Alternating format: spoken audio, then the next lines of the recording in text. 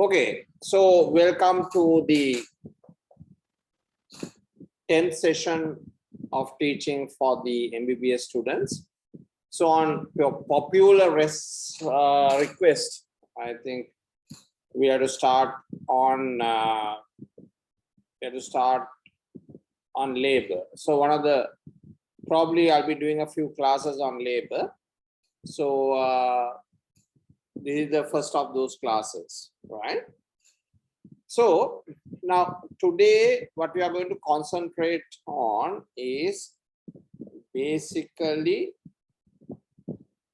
the only part where the patient is in the labor room, right? And then how we manage a normal labor. Okay.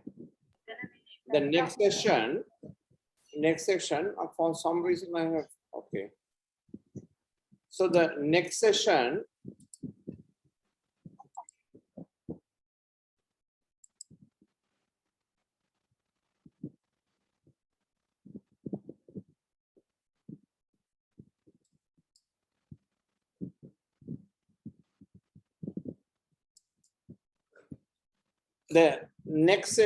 will probably concentrate on CTG, right? And then I will go to different kinds of problems that we'll encounter in labor, right? So I will do a different session on that. One moment.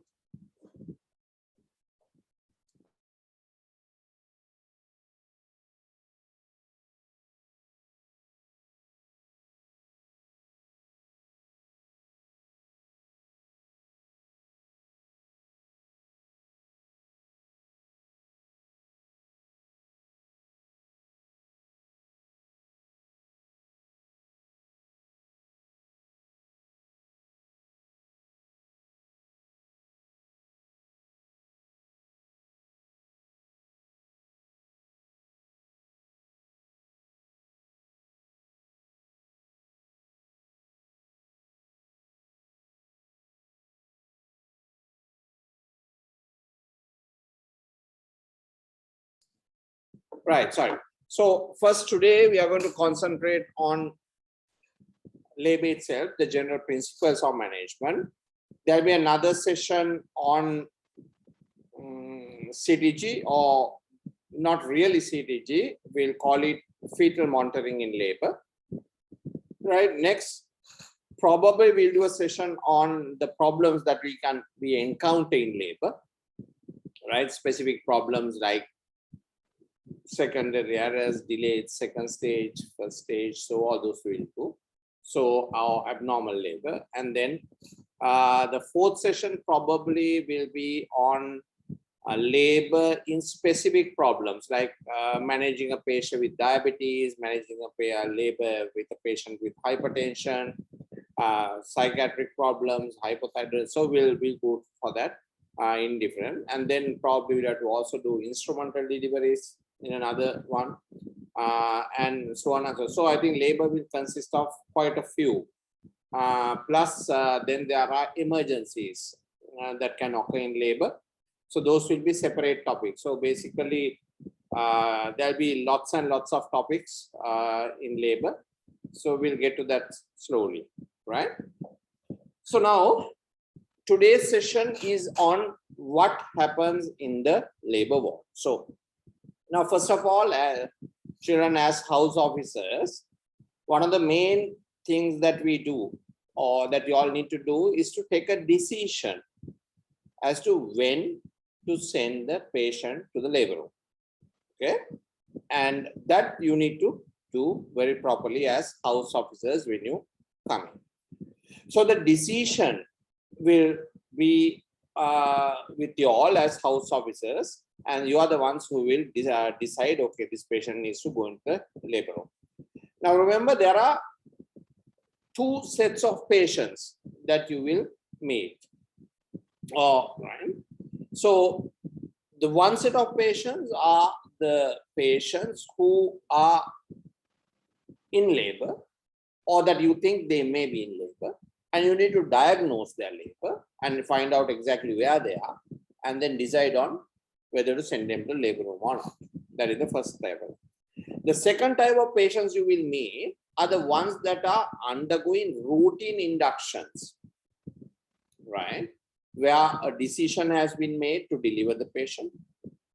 So there may be certain things that have been done beforehand, like putting in a prostaglandin or a Foley catheter to ripen the cervix or to send them off to labor.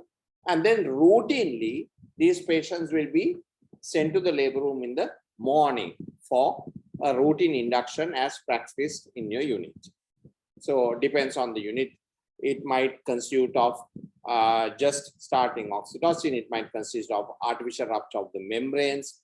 And then after checking the color of the amniotic fluid and its volume, if everything is all right, then to start off the labor with oxytocin, right? Or there may be, so these are the routine inductions that you will need to do as house officers who are in charge of the labor rooms. That will be usually in the morning. I'm not going to talk about, so that is one portion. The second portion are the women who are waiting for the spontaneous onset of labor in the ward, and the women who will come in to our wards, right, with or in labor, with pain, so they might be in labor, right? So these are the types of patients that you are going to see and decide. So initially,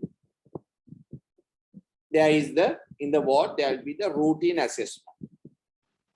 Now, for that, what you have to understand is the patient will come to you with complaints of a few, it might be with a few complaints. Number one is they'll be complaining of pain, right? So labor pain is usually what? They get a contraction, which is painful, right? Then there's complete cessation of pain. And again, there is a contraction, right? So these contractions might last up to about 1 minute, right? Or it may be less strong contractions. And therefore, you will need to ask them, okay, how often are you contracting? That is, what is the time between the contractions? Is it, so normally we will take it in 10 minutes. So is it 2 to 3 times in 10 minutes? Is it 4 times, 5 times? So that is the way you find out about the frequency of contractions. That is number one, right? The second thing is, are these contractions painful?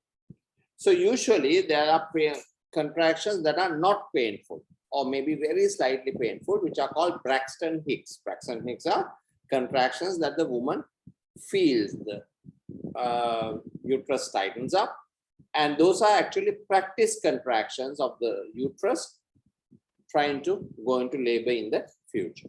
Okay, so then those are the contractions, right? And those contractions can be felt, and if you put your hand on the abdomen, you can feel the contractions with the uterus tightening up and lifting up, and it will touch your hand, right? So that is the uterine contractions which can be felt. So normally in patients in labor, these contractions are painful. What is the reason? Because the cervix is connected to the uterine muscle in such a way, when the cervix is closed, when there are contractions of the uterus, what happens is the cervix starts to shorten, right? These contractions pull the cervix in such a way that the cervix shortens and dilates, shortens, dilates. So what happens? Two processes happen at the same time. One is the shortening of the cervix, which we call what? The shortening of the cervix is one, and the other is the dilatation of the cervix, right? Shortening of the cervix is called effacement, right? While dilatation is called dilatation, right?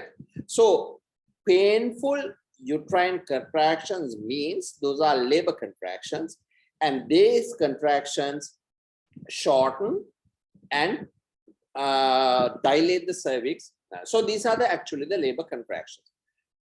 Now, the next thing which you need to ask when a patient comes, is there a fluid or is there a discharge vaginally which they have experienced? So if the membranes are ruptured, they will experience a gush of a watery sort of liquid, right? Which will normally run down the legs. So small amount is very, very rare for a ruptured membrane. Usually there's a lot of fluid that goes down their legs, right? And it can be of any color. Usually it will be not transparent, but whitish transparent, because there will be whitish fat tissue there. This is due to the covering of the baby, and there is a specific fattish material around the baby, and that goes into the amniotic fluid, because that helps the baby when it covering the baby. It helps the baby not to be hypothermic, and therefore, but usually when it comes out also, it protects the baby from being hypothermic. So we don't wipe it off immediately. So that will be floating around in the fluid. So there'll be a whitish sort of material, but normally it is clear. However, amniotic fluid can have meconium in it. Amniotic fluid can have blood in it, right? Very preterm amniotic fluid will be quite sort of transparent, right? Or there may be meconium stain. So if it is very old meconium, it can look blackish, right? If it is very fresh meconium, or recently the baby has passed on, then it will be greenish, right? Remember, the understanding of thick meconium or thin meconium is simply based on the fact, right, that the same amount of feces or meconium that the baby passes is dissolved, right, in an amount of amniotic fluid. So if the amniotic fluid volume is low, the same amount dissolves in that, you get a thick meconium. You understand?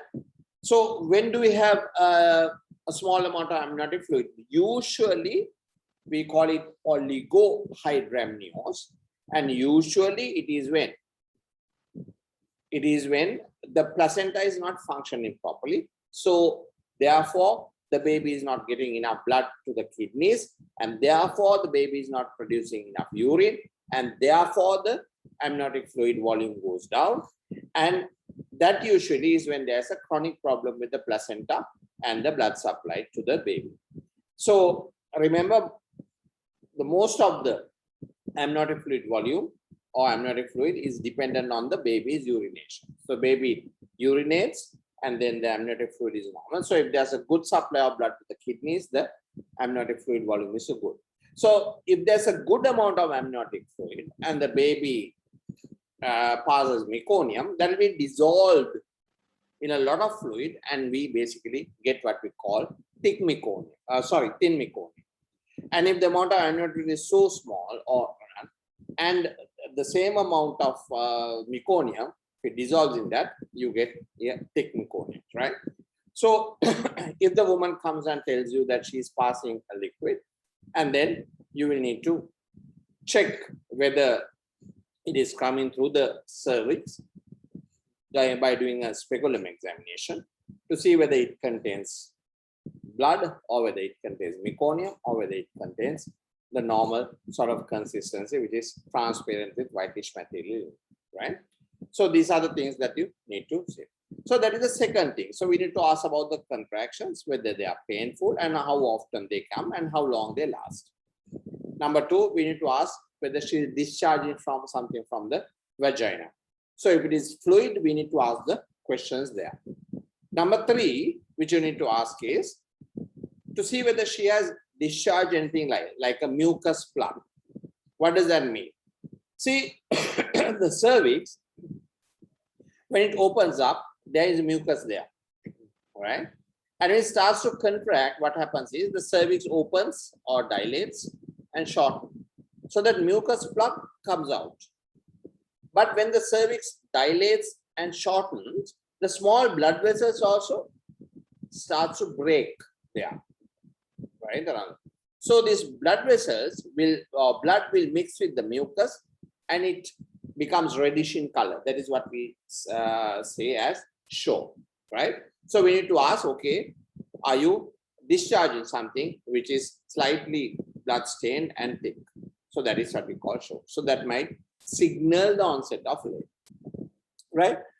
So taking all this into consideration, remember, you as an internal house officer need to diagnose whether the patient is in labor. So remember now, labor consists of stages. We have what we call the first stage, the second stage, and the third stage. Okay. The first stage is sort of divided into a latent phase and an active phase of labor. So the latent phase is what we call from zero dilatation, that is from no dilatation, up to 4 centimeters dilatation is the latent phase. So during this phase, in a woman who goes into spontaneous labor, you can keep this woman in the ward, right? We don't need to put her in the labor ward. So in other countries, they might keep her at home, right? They might not want her to come in initially, right? Or they can be kept in not exactly a labor suite, but outside in an observation run where the patient is kept until 4 centimeters dilatation. In our wards, if a woman does come with contractions or pain, right, it is your duty to diagnose and understand whether this woman is in the active phase of the first stage or whether this woman is in the latent phase of the first stage of labor. Remember, if she is having a ruptured membranes without any contractions, please do not do a vaginal examination. What is the reason? Usually with ruptured membranes, we can wait normally up to 24 hours for the woman to go into labor. Right? Or from the time of ruptured membranes, if there are no other problems from our clinical examination, like signs of infection, signs of fetal compromise, right? She's not bleeding, if the fetal assessment is normal, right? Then there's no reason for us to put her in the labor room and start something, because probably she will go into labor. So we don't, but do not do vaginal examinations, because that will introduce infection into the amniotic cavity, and that can cause chorioamnitis and problems to the fetus and the mother. So the best way to go about it, if she has no signs of active labor, please do a speculum examination. You can get the same amount of information as you do for a vaginal examination, or actually more. And what are the things that we get? We can check, right? Right. So we can with the speculum examination, we can check the cervical dilatation.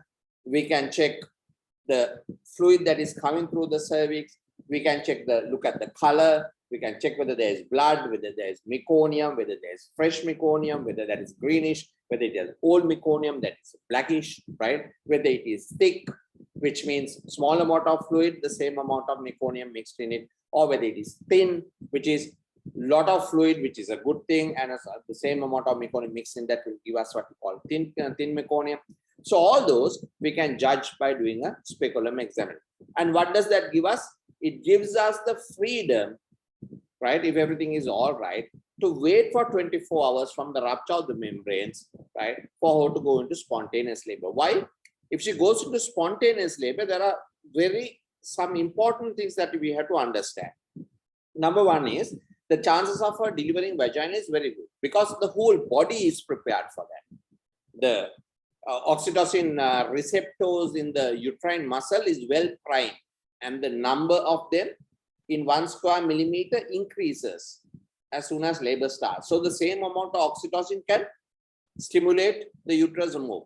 So that builds up within the first 24 hours or so after the rupture of membranes. The second thing is, it has been found out that the labor is less painful, right, if she goes into spontaneous labor than us trying to give her contractions with using oxytocin or any other medication which may be uncoordinated due to the fact that it is not physiological, and therefore the labor is more dystocic. That means there may be problems in labor, there can be more fetal distress, and it can be more painful. And therefore, since the amount of infections do not go up within the first 24 hours, right? And if there's no problem, we can really keep them without trying to intervene at an early stage. However, if a house officer does a vaginal examination, then of course, probably we might be forced to put the patient in the labor room and start her off, because that vaginal examination may have introduced infection, which is not good for the baby or the mother. Is that clear? So then what happens is, now, how do we diagnose labor? Yes, so if it is a ruptured membrane, and if she has no contraction and doesn't seem to be in labor, please do a sterile speculum examination. If she has no ruptured membranes, then of course you can do a vaginal examination if you think it is sweet. And if you are really not sure, please do 2 vaginal examinations 4 hours apart. Or if the pain is more, you can do it even in maybe 2 hours. So if you are really not sure whether this woman is in labor and she's having mild pains, so you are really not sure, as also you don't need to just say you do a vaginal examination for, especially for a multiparous woman, she may be having a 3 to 4 centimeter dilated cervix, right? And she may not be in labor, right? She may be in that stage for a long time, right? And maybe for the last 2-3 weeks, she has been like that, but actually she's not in labor because she has a naturally dilated cervix. So you do a vaginal exam where she comes in with slight complaint or something, you think she's in labor and you send her off to the labor room, right? So which is not good, because actually you have misdiagnosed the fact that she may be in the latent phase actually. So what you do is, if you are not sure, children, as internal health officers who are managing this, please keep the patient in the ward if there are no problems. Just repeat your vaginal examination 2 to 3 hours, maybe 4 hours later. And of course, if there's a progress, then you diagnose that she is in labor, okay? And then only you send her to the labor ward, right? Is that clear? So then going from there, let me just, there are some questions.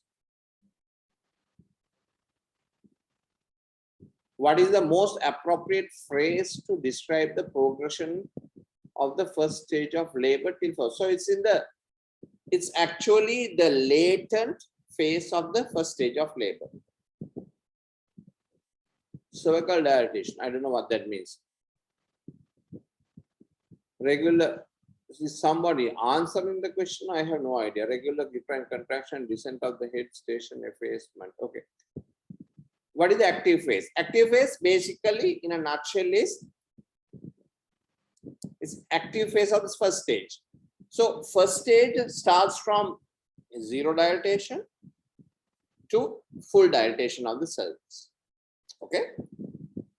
Active phase of the first stage of labor is basically from 0 to 4 centimeters, and the latent phase, and the active phase is from 4 centimeters to full dilatation. Right? So that is, so what does that mean? Basically, that is our cutoff mark where we ask the patients or we send the patients to the labor room, right? Now, in different women, right, this latent phase can change. It may be 2 hours, 3 hours, 4 hours, 5 hours, right? So it might change. So the woman might have a bit of contraction, a bit of pain, then no pain. So that can slowly sort of progress until she goes into active phase of the first stage, right? So what do we do in the latent phase? Now, if we diagnose this woman, and if you are really not sure whether it's an active phase, just do a repeat wean in the 1 or 2 hours, or until she complains of labor or something happens, like she ruptures her membranes. Okay. So what can we do? We can give analgesia, or we can give pain relief. So that can be usually not narcotics, but you can give paracetamol along with codeine. In Sri Lanka, we have Panadol, right? Or you can give paracetamol and codeine separately, which is usually not practiced. So other countries will have their own different combinations of paracetamol and codeine, which can be used, right? Some countries might, or some might say, okay, give an anxiolytic or small sedative, but usually that is not really required. So basically, we can ask the woman or manage the woman in the not in the labor room, but in an observational facility or in a ward where they wait for the onset of labor, or whether until they go into the active phase of the first stage of labor. Is that clear? Right. So then from there, we put them into the labor room if they go into the active phase, right? So this is where the labor room management starts, or labor management starts, right? So what I want to teach you is, so these are the initial sort of understanding what it means, right? What I want to teach you is basically today about the principles of labor ward management, right? So remember, I taught you about the principles. I taught you about if you give something like pethidine or morphine, right? And that is one part of what? A larger principle. And the larger principle is always analgesia. Okay. If you want to prevent infection during labor, you might need to observe certain conditions of hygiene. So the bigger principle is prevention of infection, but there are a lot of things which we do under the same principle. Okay. Then do you all understand? So today, what is very important as medical students, what you have to remember is, please remember the principles. Small details you can fill in later, right? But if you don't know or do not know the principle completely, then of course you will never get the smaller details at all. So learn the principles, and then as time goes on and you all get older, right, you will get the smaller print into your brains. Okay, right. So let's start with the first principle. Now, the whole labor is divided into several principles which you need to understand, right? Some of these principles will be centered on the baby, and some of these principles will be centered on the mother, right, or the woman who is in labor. So let's start with the woman, because most of the principles about the baby is about fetal monitoring. Okay, and that is a different topic which you are going to talk about at a later stage, right? So that will include all sorts of types of fetal monitoring, including auscultation, PNAD, Dopplers, CTG, right, ultrasound during labor. So, and fetal blood sampling, right, scalp sampling, all those will come back later. So mainly today we are talking about the woman.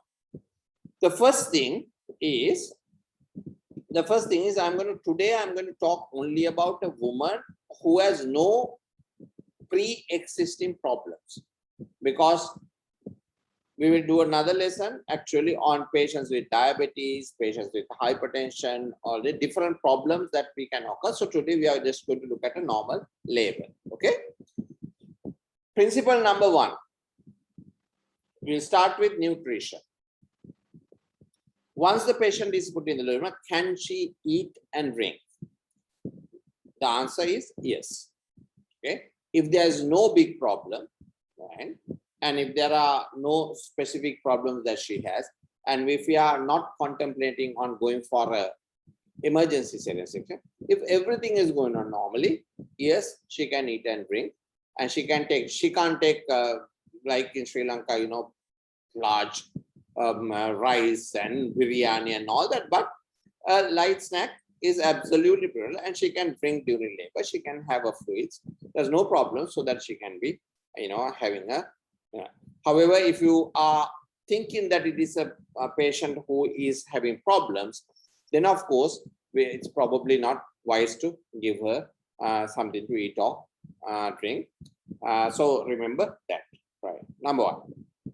Number two, problem or principle. hydration, right? First is nutrition. So remember, isotonic solutions to drink would be better, right? The second thing is hydration. It's extremely important to keep the woman hydrated. How? Either she drinks, right? Or we need to give her intravenous fluids if we have stopped her from taking fluids by mouth, right? And what is the normal amount of fluid we give to keep the woman hydrated? Is about 100 ml per hour. Okay, so we need to give about 100 ml per hour to keep her well hydrated. And of course, you need to be on the lookout for other things that can show us that there is dehydration. What are these? The lips will be dry, right? The urine output will go down, right? And also there'll be ketone bodies. If we check the urine, there'll be ketone bodies in the urine, right? So we need to keep her well hydrated. Remember that, right? So that is hydration. Why is hydration important? Dehydration will cause suppression of uterine contractions, right? And it will cause dystocic labor. So it is extremely important for us to keep her well hydrated. And the other thing about hydration is, if she is dehydrated, there will be hemoconcentration. If there's hemoconcentration, she has a higher chance of having thromboembolism, right? So therefore, it's very, very, very important for her to be well hydrated during labor. So that, children, is the second principle. Easy, because you have to understand what hydration means. Okay. The next principle that we need to speak about in labor, right, is analgesia. How do we make the labor less painful? The biggest problem, one of the biggest problems women encounter during these sessions is pain. And what do we offer for pain relief in these women, right? There is non-pharmacological methods and there are pharmacological methods. Okay, non-pharmacological, it has been found, right? If there's a labor companion who is known to the patient, right, the requirement for analgesia is less. However, in Sri Lanka, at the moment, in the government sector, we do not have separate cubicles with separate instruments and separate one-to-one care. Is difficult, right? So if there's a separate room, everything needs to be in that room, right? Where her bed, her facilities for monitoring, CTG, facilities for infusion pumps, and there has to be a midwife or a nurse in attendance. So that's one-to-one care, right? We do not have that number of staff for us to do a 24-hour rotation in the labor ward. So therefore, unfortunately, we cannot do it. However, so therefore, we cannot keep the spouses in most of our labor rooms, right? So therefore, that's a problem. However, the need for analgesia becomes less if there's somebody known to them. And the second thing is massage, for example, rubbing of the back, right, by the spouse or any attendant, right? And that eases the pain a bit. The rest of the things that have been used as specific other things, you know, like aromatherapy, lightning, all these things, of course, is not absolutely recommended. And remember, children, if you look at the NICE guidelines, right, on intrapartum care, that will give you a lot of information which you need to read through for this specific thing, which gives us a lot of information. Right. Next is. Sorry, I didn't quite catch that. Could you please repeat it? Yeah. So it's my Siri. Okay. Then did I say Siri? I don't. Right. Okay. So the next is pharmacological, which we basically remember we have three methods to give analgesia. Number one, we have pharmacological agents, right, which are narcotics. Okay. Number two, we have gases which you use, right? And number 3, we have epidural analgesia. These are the 3 main categories that you require or that you need to know. Number 1, we use narcotics, right, which are very potent analgesics, right? And the commonest narcotic we use, or 2 commonest narcotics which we use, are pethidine and morphine. Morphine less frequently, but can be used. But pethidine appears to be less potent than morphine, but it is more manageable and with requires less monitoring than morphine itself. And pethidine can be given intramuscular, while morphine we have to give subcutaneously, right? So, therefore, usually we use pethidine in that. So the requirement for pethidine is dependent on the weight. It's normally 1 milligram per kilogram every 4 hours. So you can repeat the pethidine every 4 hours. And however, it does not give us an absolute pain relief as we would expect. And especially it is all right in the initial stages, but normally it is not adequate as time goes on, right? And she gets more and more stronger contractions. Pethidine normally will not be sufficient to give adequate pain relief, right? So we can give 1 milligram per kg every 4 hours, right? And that we can start initially when the painful contractions start. Okay. Then morphine we don't use because what are the problems with narcotics? Number 1, it can cause respiratory depression, and especially if it is inadvertently given intravenous, it can cause respiratory distress or respiratory arrest. It can cause drowsiness, and it can also, remember, can cause nausea. That is why we always combine narcotics with an antiemetic. So that can be chlorpheniramine, which is Phenergan, right? It can be domperidone, it can be metoclopramide, any antiemetic you can, whatever you have, can be combined together because it causes nausea. So it can cause drowsiness, it can cause nausea. I'm talking about the woman, it can cause drowsiness, nausea, feeling of dizziness. They may be less alert, right? Inadvertently, if it is given, it can cause respiratory arrest, it can cause respiratory depression. And in the baby, it can also cause respiratory depression if given within 2 hours of birth, right? So therefore, we have to remember that pethidine or narcotics may give us problems. And as time goes on, it might not be very, very effective. Normally, it can be used in doses because our females in Sri Lanka, most of them will be less than 75 kg, so we can, or around that. So we can give those starting doses from about 50 milligrams to 75 milligrams doses, which we can give, right? Rarely we can go up to 100 if necessary, if the weight is slightly more. Okay, so that is the narcotic that we use frequently. The second analgesic. So when we are talking about the analgesia, and we are talking about pharmacological, and we are talking about narcotics, right? And they have different routes. Morphine is subcut, so if you classify them by route, pethidine is usually intramuscular. However, pethidine can be used in smaller doses intravenous, but remember there has to be an anesthetic support, because for acute procedures we can use that will give more quicker response, but there is a chance that she might have respiratory arrest. So therefore we need to be prepared to be able to intubate and ventilate if she goes into a respiratory arrest, right? Got it? So that is pethidine.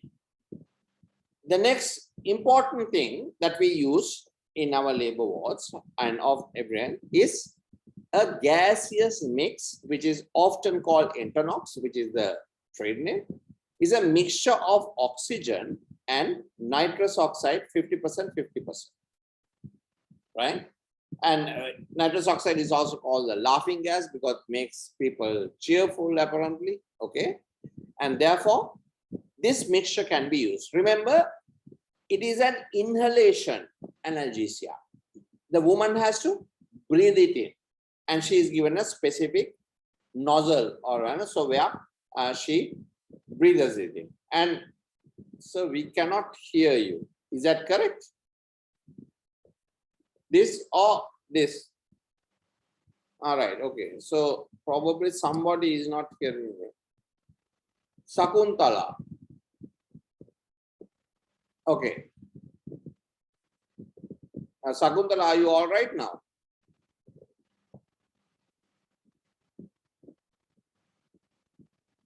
Jayatis sir, can you hear me? I have muted you also. Just do this. This is you hear me. This is you don't hear me. Oh, Sakuntala. Okay, right. Right, okay. So yeah, I think only Sakuntala has the problem. So please sort it out. Something to do with the computer, I think. Okay. So where were we? Right. So the second thing, what we are talking about is, yeah, the principle of using this gas, nitrous oxide with 50%, it comes in a cylinder, and or it can be a wall sort of piped nitrous oxide, right? And then the woman breathes it in. There's a nozzle which she puts into her mouth and breathes it in. The principle is get as much as Entonox you can, right? Between contractions, not during the contraction. So by the time the contraction comes, right? Remember that you have a contraction, complete cessation, no pain, contraction, complete cessation, contraction. Where there are no contraction, no pain, the woman breathes in the Entonox, right? So she gets a concentration in her body, in her blood, up, and when the contraction comes, the pain becomes less. So that is the way it must use. So women need to be trained and taught in the labor ward by the attending person as to how to use this gas. It gives quite a good analgesia. And once the contraction passes, the woman breathes it out. It goes out with the breath. So they extrude it, right? And then again for the next contraction, she needs to get the Entonox in. The problem is it sometimes makes them restless and sometimes make them breathless. There is breathlessness when you do that, right? So, and it makes them feel dizzy because what they're doing is between contractions, they are trying to get the gas in, and that causes dry mouth, that causes an unpleasant sort of feeling in the throat. It causes dizziness, right? So all these problems are because you are continuously inhaling the gas. So that, remember, those are the problems. And as labor goes on, sometimes it may be very much less effective than as with the pethidine. You can combine Entonox with narcotic analgesics. So that's not a problem as well. You get a better efficacy. Okay. The third analgesia, which is the most important one actually, is an epidural, right? An epidural is, earlier they were high dose epidurals, but now we call them the walking epidurals. What does that mean? It knocks off the pain, but the sensation of pulling is there. It knocks off the pain, right? And keeps the muscular functions intact or the motor functions intact, right? Due to its nature. It's put in the epidural space. So it has to be given by a consultant anesthetist, right? Or a trained anesthetist, right? And then it can be maintained in two different ways. Number one, it can be maintained with a syringe pump, which is a continuous amount of this mixture going into the woman, into the epidural space, and it blocks the pain going into the brain through the spinal cord. The second way is it can be given by boluses. So it can be connected to a syringe pump, or the bolus can be pushed in at regular intervals or when the woman complains of pain. So both these are acceptable ways in which you have.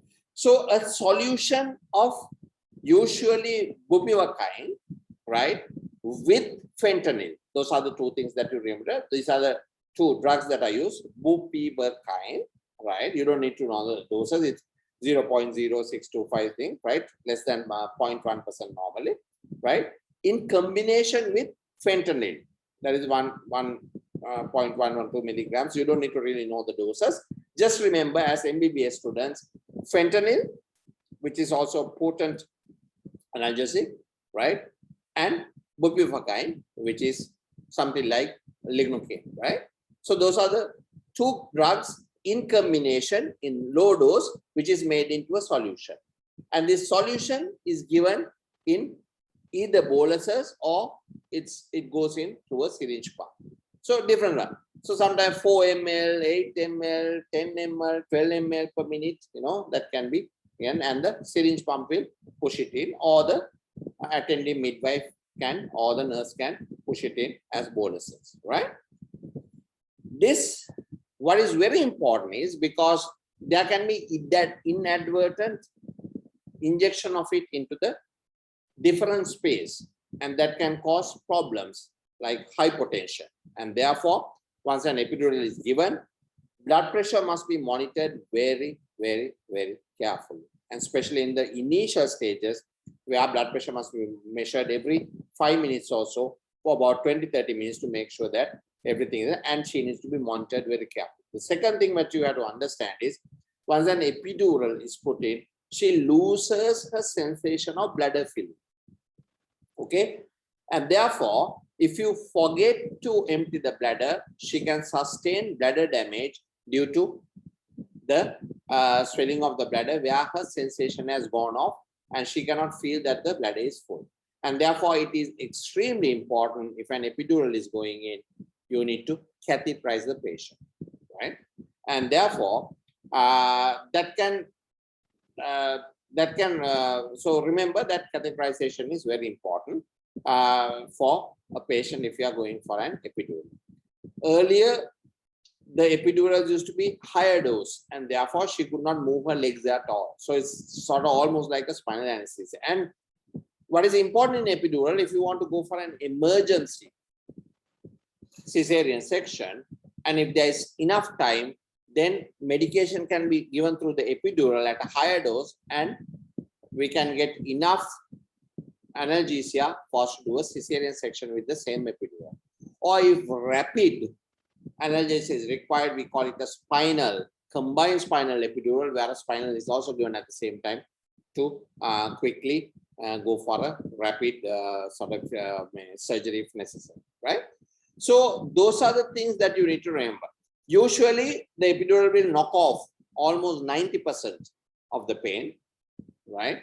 Needs to be maintained by a professional, an anesthetist who has been trained, right? And it gives very, very, very good relief.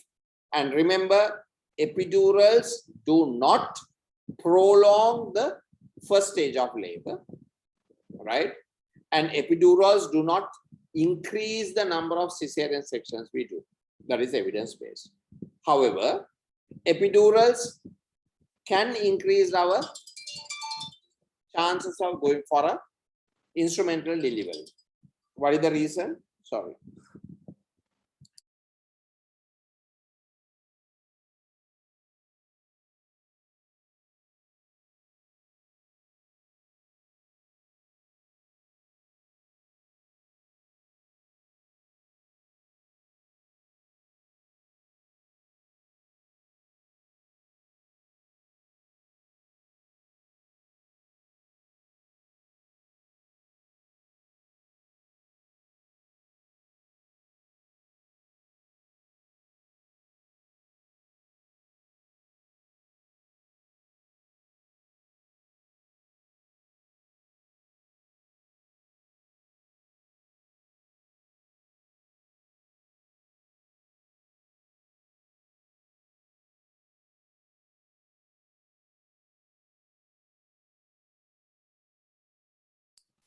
Right, okay.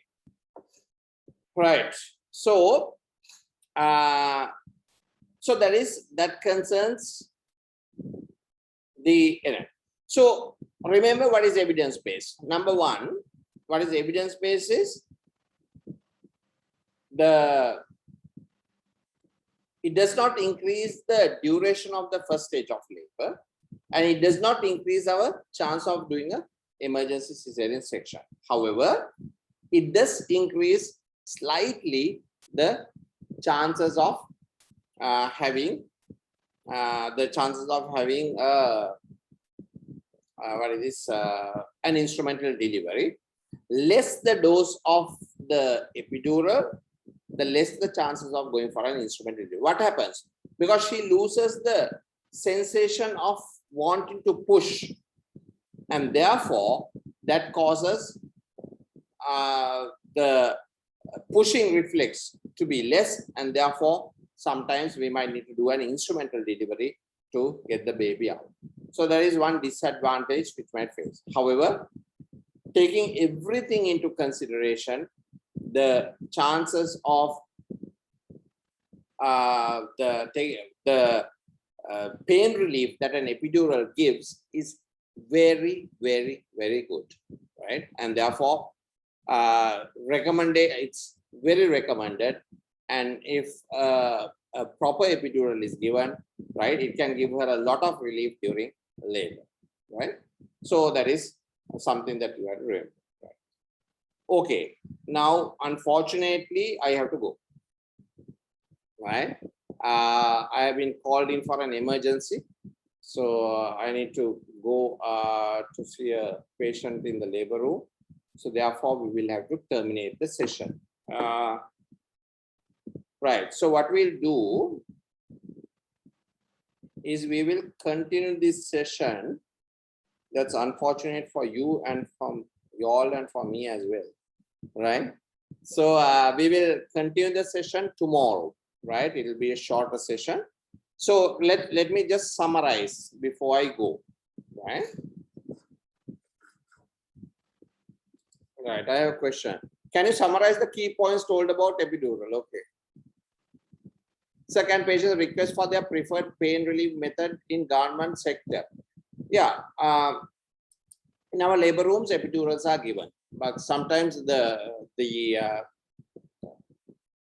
limiting factor are the epidural sets which are expensive. But yes, we have an anesthetist allocated to our labor rooms, and epidurals can be given. Sometimes epidurals are limited to 1 or 2, sometimes per day, but yes, can be given, right? Okay, so let me just summarize what we are talking about. First of all, we discussed principally what labor means. First stage, second stage, and third stage. First stage is from 0 dilatation to 10 centimeters dilatation. Second is from full dilatation, that's 10, up to the delivery of the baby and the clamping of the cord. The third is the delivery of the placenta, okay? And when the placenta is delivered, the third stage is over. Next is, we discussed that first stage consists of 2 phases, latent phase and the active phase. Latent phase is from 0 to 4 centimeters dilatation, and active phase is from the 4 centimeters to full dilatation, right? Next, we discussed as how to recognize the active phase from the latent phase and how long it can be.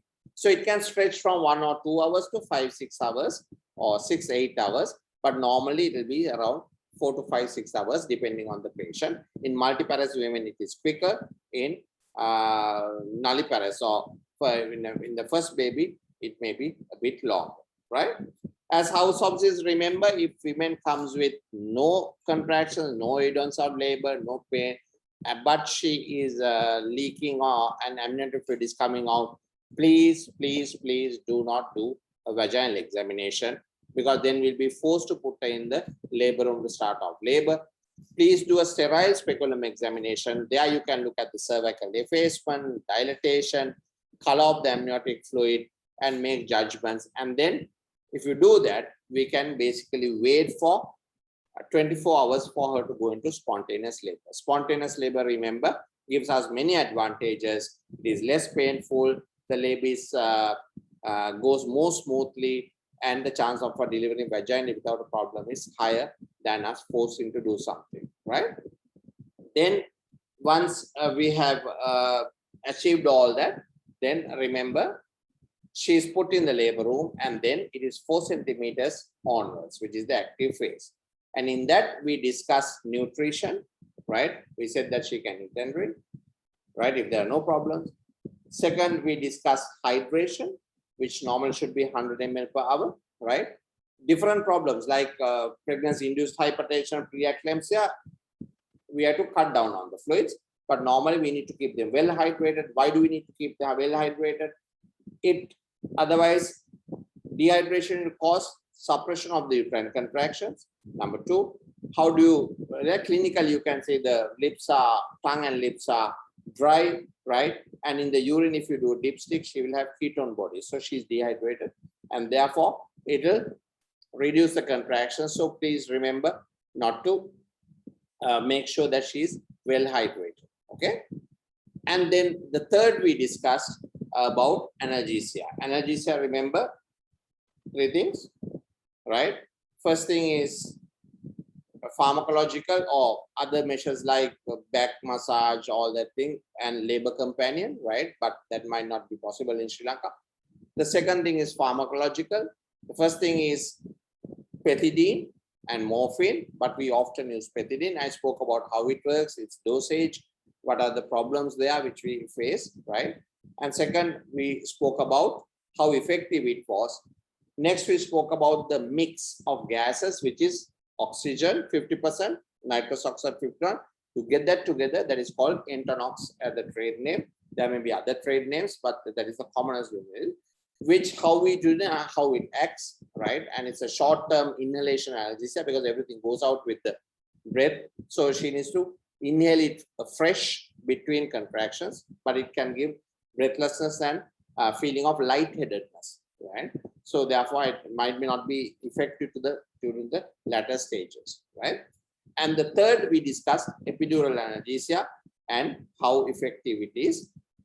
Of course, remember, I have told you during the first stage, it will not increase the duration of the first stage. It will not increase cesarean section, but what it might increase is the duration of the chance of going for an instrumental vaginal delivery, right? And I have spoken about the 2 drugs that are involved, bupivacaine and fentanyl in very, very low dosages. If you increase that, the chance of the motor functions getting suppressed is higher, and therefore it will be nearer to a spinal anesthesia. So therefore, these are now low dose epidurals. So basically, the motor functions are spared so they can walk about, right?